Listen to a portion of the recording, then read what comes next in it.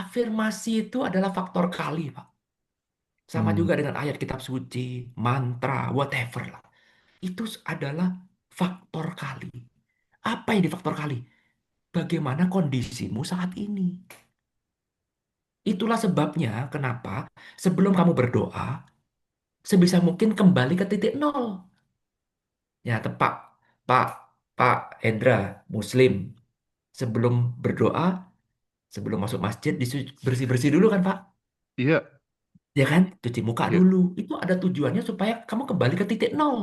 Oh, oke, oke. Ke titik nol dulu. Karena apa? Nanti begitu, begitu masuk ke dalam, baca-baca ayat suci Al-Quran, itu menduplikat keadaanmu.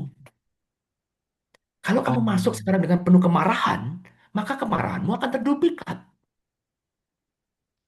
Kamu masuk dengan kondisi needy banget, maka needinessmu akan terduplikat.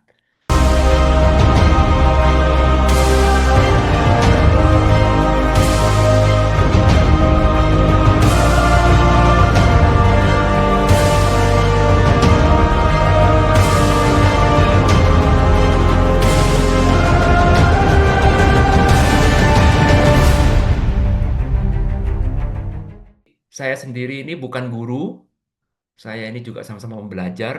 Apa yang saya omongkan ini hanyalah sharing dari apa yang saya ketahui. Belum tentu benar, ya, tapi mari kita sama-sama gali bersama-sama. Jadi kita tuh seperti teman seperjalanan, bukan guru dan murid, enggak.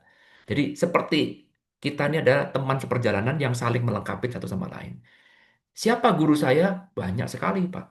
Jadi sampai sekarang saya tetap memacu diri saya, belajar sama Joe Dispenza, masih tetap update.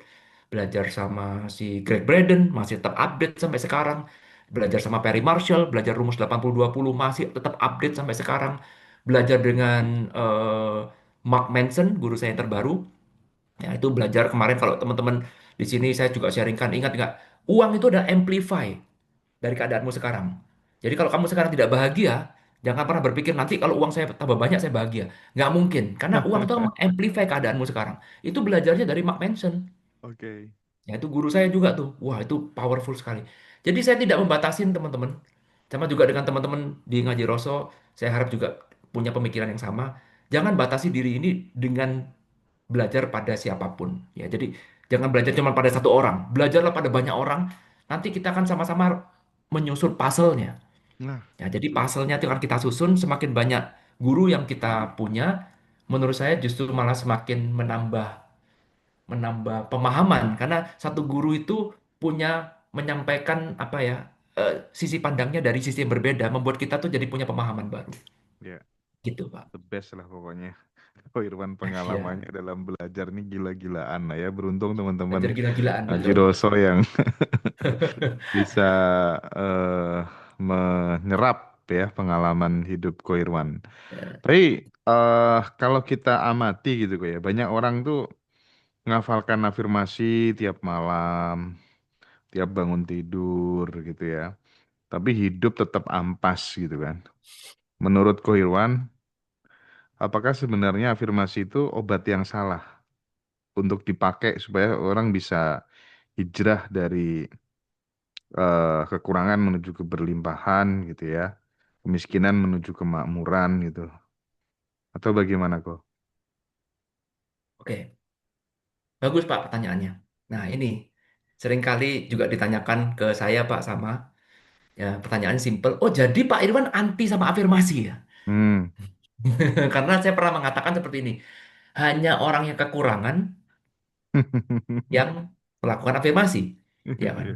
Semakin kamu teriak-teriak afirmasi, sebenarnya itu menunjukkan bahwa kamu kekurangan. Karena orang yang sudah punya tidak akan pernah melakukan afirmasi. Lalu kemudian orang bilang, oh jadi afirmasi nggak ada gunanya. Enggak seperti itu. Begini, saya sharingkan sebuah cerita. Oke. Saya punya teman, Pak, di sini. Ya. Teman saya ini orang Yahudi, ya.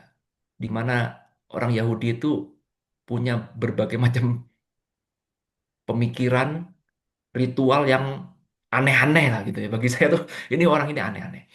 Nah, singkat cerita, teman saya ini, Pak, kepingin sekali dia punya anak. Jadi dia udah menikah, segala macam upaya sudah dilakukan, termasuk juga bayi tabung, inseminasi, whatever segala macam, untuk demi dia bisa punya anak.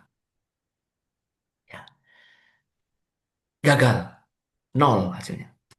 Lalu kemudian rabinya dia, pemuka agamanya dia tuh, ngasih sebuah ayat, Pak. Mantra lah ya gitu ya, dapat dari kitab sucinya dia, kitab Torah namanya.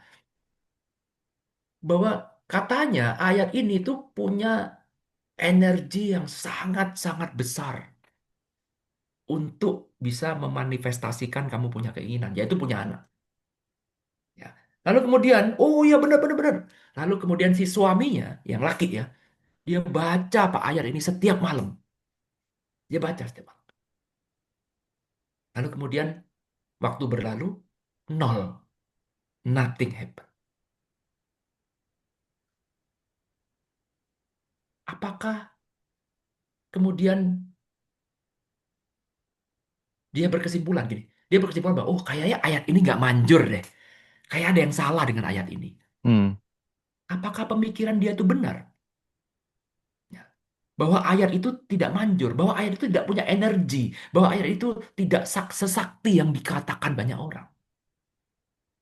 Ya. Lalu kemudian si rabinya, dia diskusi, jadi orang Yahudi itu suka berdiskusi, dan diskusinya tuh benar-benar mendalam sekali, boleh tanya tanpa sensor.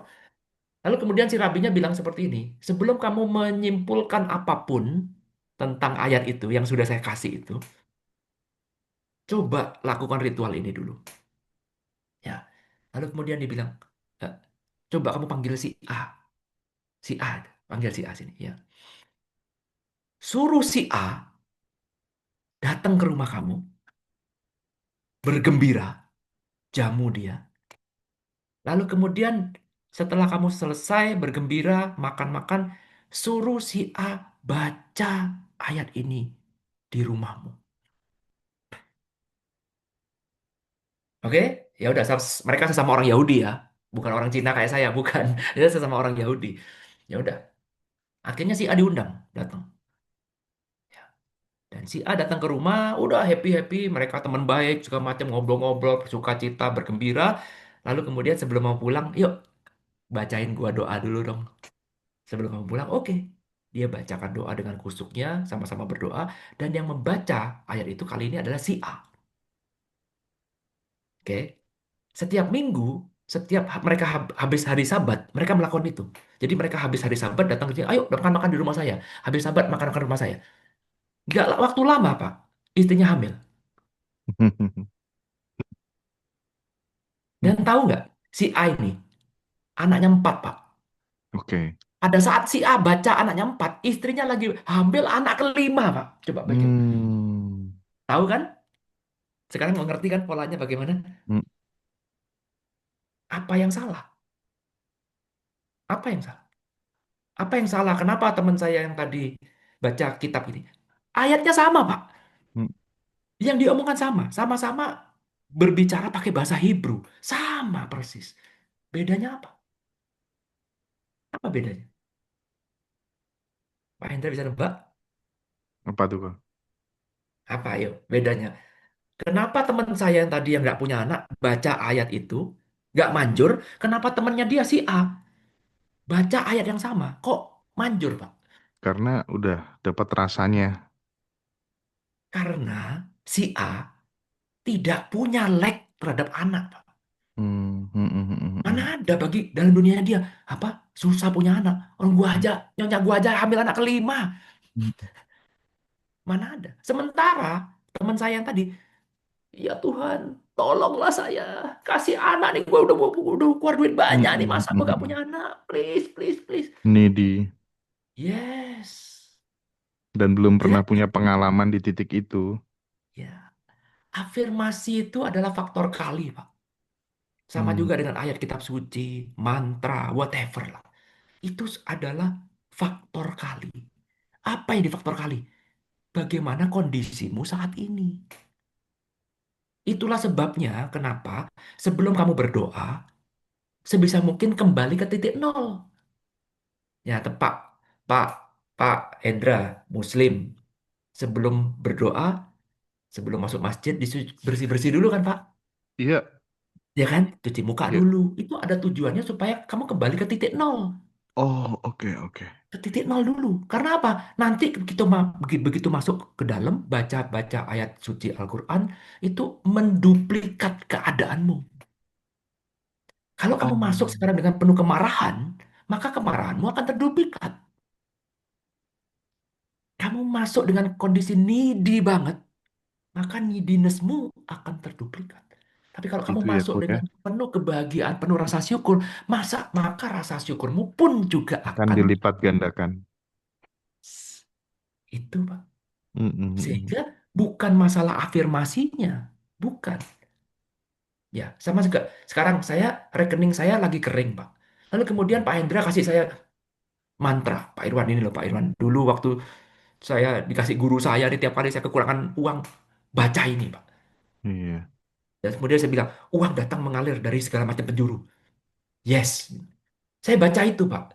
Ketika saya baca dalam kondisi saya kekurangan, debt collector datang di depan rumah.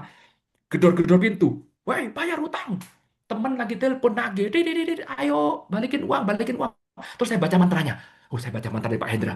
Uang datang dari segala macam penjuru. Apa yang terjadi? Boom. Maka ketakutan saya, neediness saya, rasa worry saya akan berlimpah-limpah banyaknya. Mm. Sama. Karena saya tidak memperhatikan bagaimana rasa saya, state of mind saya ketika saya membaca itu. Nah, Bukan kalau salah di matanya Pak Hendra, bukan. mm, mm, Nah, orang kan gampang aja kan. Paling gampang tidak pernah melihat dari dalam diri, paling gampang salahkan orang lain. mm, mm.